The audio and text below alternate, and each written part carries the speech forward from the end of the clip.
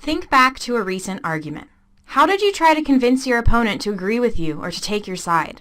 Were you successful?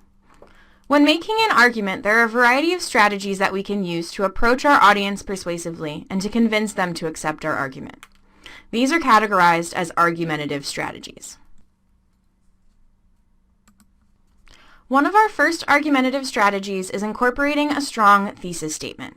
Your argument essay will need to have a strong argumentative thesis statement.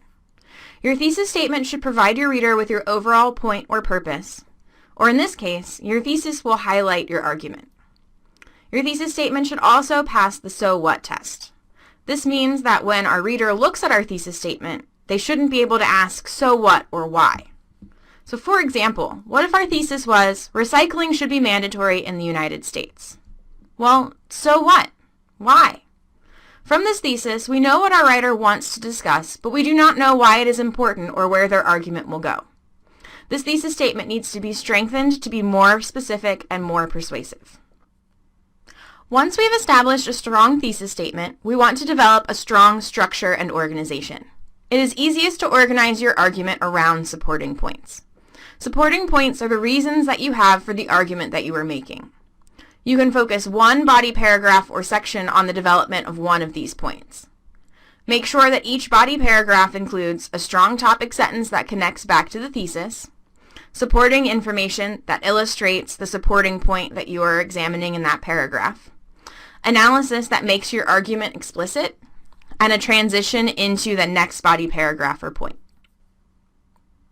Remember, each body paragraph within your argument should make a point that connects back to your thesis statement and that is supported by outside information and a variety of appeals.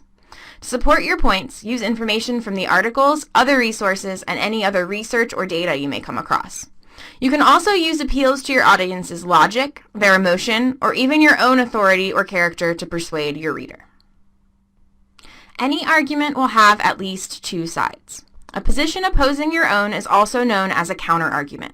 When you address these counterarguments in your writing, it can actually strengthen your writing and your overall argument because you're showing your reader that you've considered the topic from all sides. Follow the link in this slide to see an example of an effective use of a counterargument. In the video clip, the two characters are engaging in a rap battle that is structured similarly to an argument. Both rappers are effectively arguing that they are the best rapper by tearing the other rapper down.